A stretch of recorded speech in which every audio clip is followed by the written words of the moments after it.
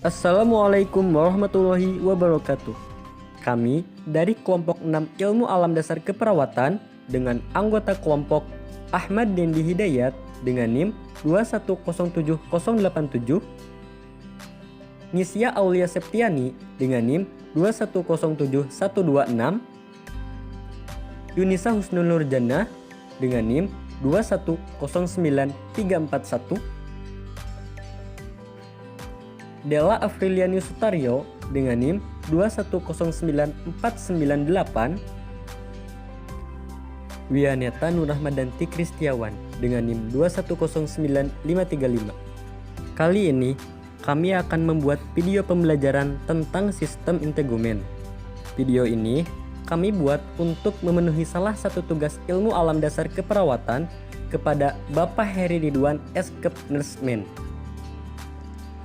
Tujuan pembelajaran sistem integumen yaitu 1.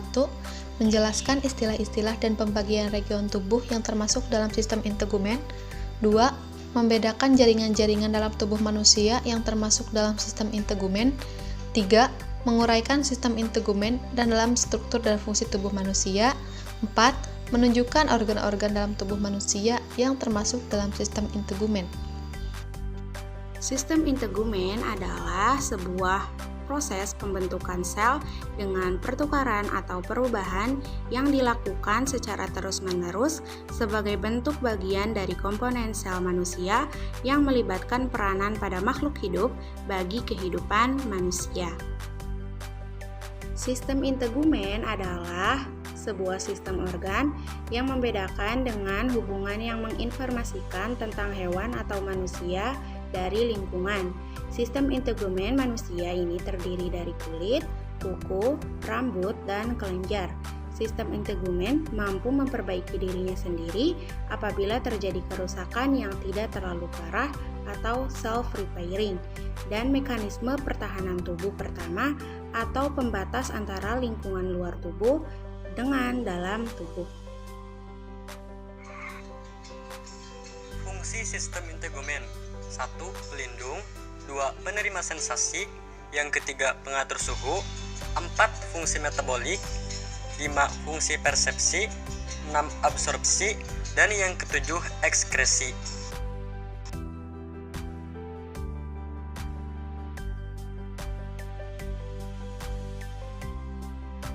Kulit merupakan organ tubuh yang terletak paling luar dan membatasinya dari lingkungan hidup manusia. Mampu memperbaiki sendiri dan mekanisme pertahanan tubuh pertama. Kulit menutupi dan melindungi permukaan tubuh dan bersambung dengan selaput yang melapisi rongga. Organ terbesar dalam sistem tubuh manusia, sekitar 7-8% total body mass. Tebal kulit bervariasi mulai dari 0,5 mm sampai 6 mm, tergantung dari letak, umur, dan jenis kelamin.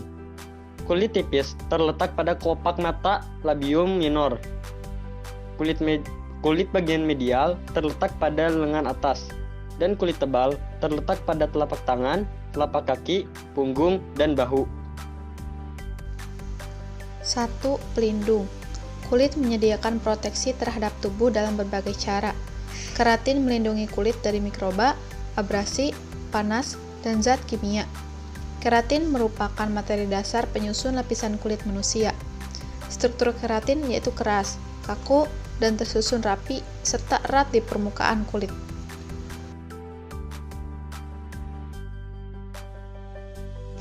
Lipid yang dilepaskan mencegah evaporasi air dari permukaan kulit dan dehidrasi. Selain itu juga mencegah masuknya air dari lingkungan luar tubuh melalui kulit. Sebum yang berminyak dari kelenjar sebasea mencegah kulit dan rambut dari kekeringan serta mengandung zat bakterisid yang berfungsi membunuh bakteri di permukaan kulit.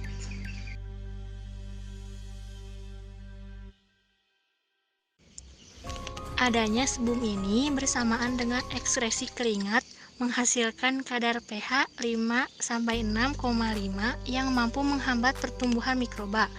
Pigmen melanin melindungi efek sinar UV yang berbahaya. Sel melanosit melepaskan pigmen melanin ke sel di sekitarnya, melindungi materi genetik dari sinar matahari. 2. Penerima sensasi. Sentuhan, tekanan, nyeri, dan suhu tekanan kulit dari jaringan subkuntan. 3. Pengatur suhu. Menurunkan kehilangan panas saat suhu dingin dan meningkatkan kehilangan panas saat suhu panas. 4. Fungsi metabolik. Menyimpan energi melalui cadangan lemak, sintetis vitamin D. 5. Absorpsi. Kemampuan absorpsi kulit dipengaruhi oleh tebal tipisnya kulit, dehidrasi, kelembapan, metabolisme, dan jenis vehikulum. Absorpsi berlangsung melalui celah antar sel. 6. Ekskresi. Kulit berfungsi ekskresi dengan perantara dua kelenjar eksokrinnya, yaitu kelenjar sebasea dan kelenjar keringat. Struktur kulit terdiri dari dua lapisan utama, yaitu epidermis dan dermis. Epidermis adalah jaringan epitel yang berasal dari ektoderm. Sedangkan dermis merupakan jaringan ikat agak padat yang berasal dari mesoderm. Di bawah dermis itu terdapat selapis jaringan ikat longgar yang disebut dengan hipodermis, yang pada beberapa tempat terutama terdiri dari jaringan lemak. 1. Ada lapisan epidermis atau kutikula, lapisan luar kulit yang tipis dan avaskuler, terdiri dari epitel berlapis gepeng bertanduk, mengandung sel melanosit. Sel tanduk atau keratinosit, Langerhans dan Merkel, terjadi regenerasi setiap 4-6 minggu. Fungsi epidermis seperti proteksi barrier, organisasi sel, sintesis vitamin D dan sitokinin, pembelahan dan mobilisasi sel, dan pigmentasi atau melanosit. Epidermis terdiri dari 5 lapisan. 1. Lapisan korneum atau lapisan keratinosit mati, yaitu lapisan sel gepeng yang mati dan tidak berinti. Protoplasmanya telah berubah menjadi keratin atau zat tanduk. Kedua, ada lapisan lucidum, yaitu lapisan yang tidak jelas terlihat dan bila terlihat berupa lapisan tipis yang homogen, terang jernih, inti, dan batas sel tak terlihat. Ketiga, ada lapisan granulosum, yaitu lapisan yang berperan dalam mencegah dehidrasi, bekerja sebagai penyaring selektif terhadap masuknya materi asing, serta menyediakan efek pelindung pada kulit. Yang keempat ada lapisan spinosum, yaitu sel spinosum saling terikat dengan filamen. Filamen ini memiliki fungsi untuk mempertahankan kohesivitas atau kerekatan antar sel dan melawan efek abrasi. Sel spinosum ini banyak terdapat di daerah yang berpotensi mengalami gesekan seperti telapak kaki. Dan yang terakhir ada lapisan basale atau supplier keratinosit, yaitu pusat pembelahan sel yang cepat dan sel baru didorong masuk ke lapisan berikutnya. Lapisan yang kedua adalah sistem dermis. Sistem dermis merupakan lapisan yang berada di bawah epidermis yang memiliki bentuk yang lebih tebal, sehingga lapisan ini sangat elastis dan tahan lama. Penyusun utama dermis adalah kolagen, serat retikuler, dan serat elastis. Di bawah epidermis terdapat lapisan dermis di mana merupakan jaringan irreguler yang menghubungkan serat-serat kolagen dan terdiri dari lapisan elastis yang terbentuk dari glikosaminoglikans, glikoprotein, dan juga cairan. Dermis juga mengandung saraf, pembuluh darah, jaringan limpatik, dan epidermal. Manfaat dari dermis yakni mempertahankan keelastisan kulit dengan mengatur jaringan kolagen dan lapisan elastisnya. Dermis terdiri dari 2 lapisan. 1. Stratum papiler adalah sebuah lapisan yang mengandung kapiler dan makrofag sebagai sel mats dan leukosit.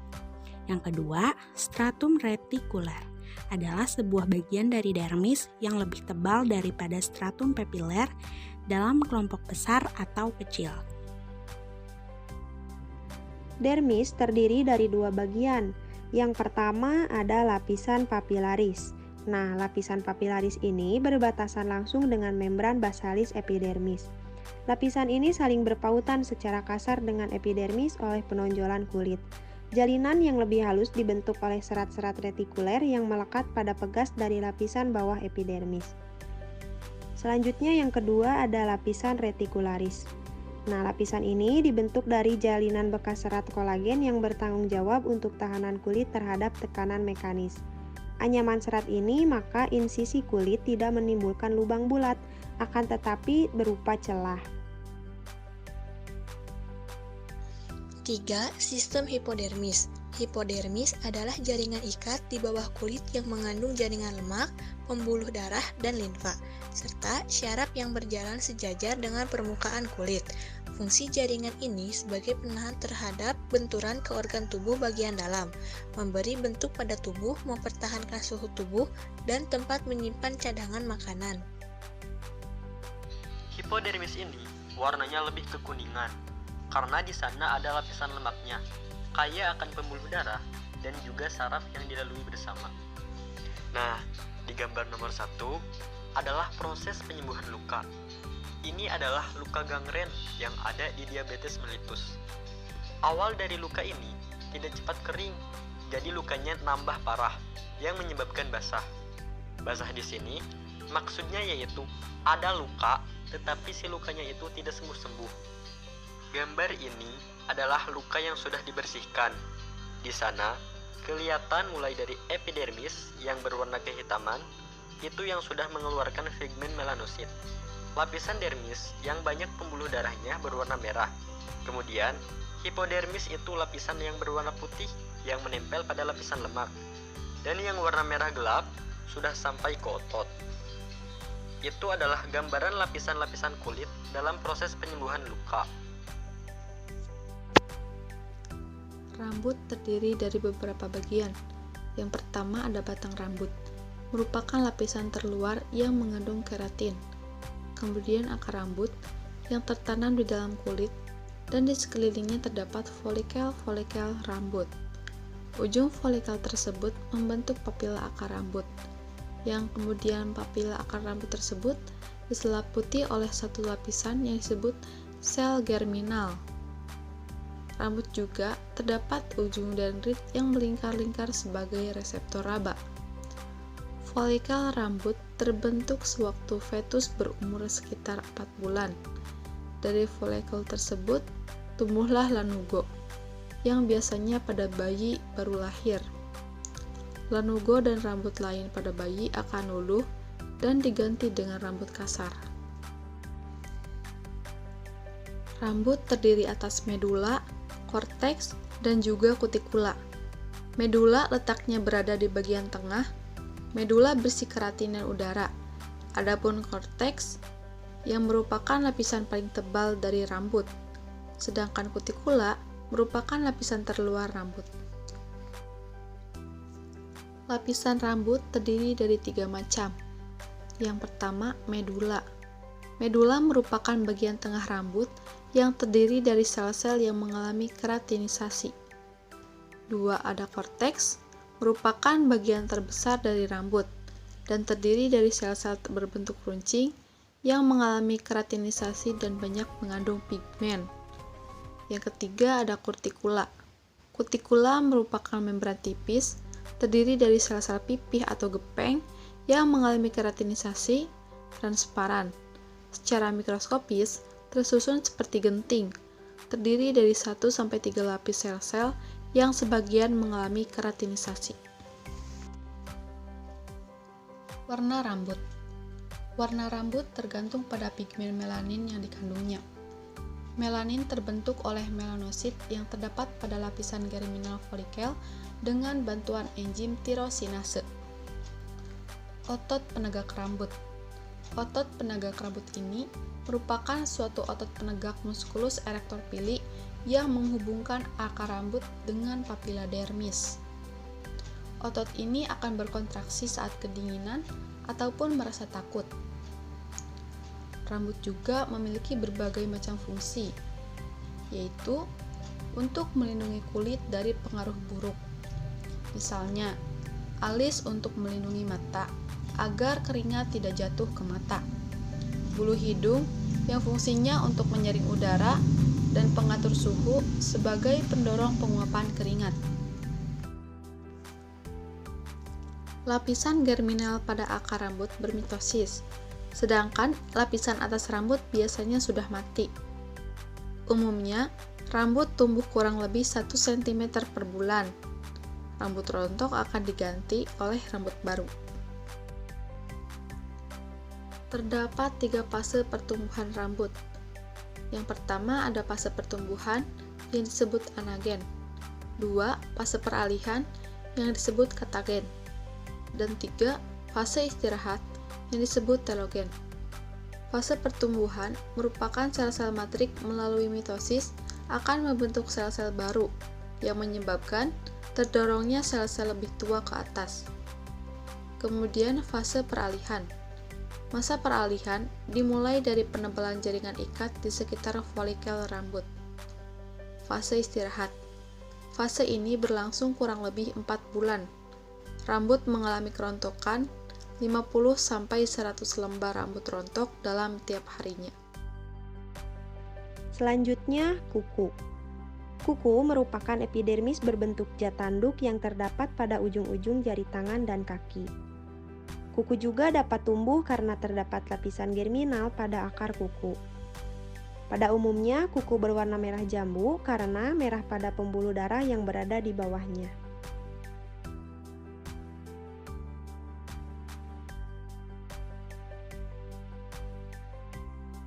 Struktur atau bagian-bagian dari kuku, yaitu yang pertama matriks kuku, merupakan pembentuk jaringan kuku yang baru.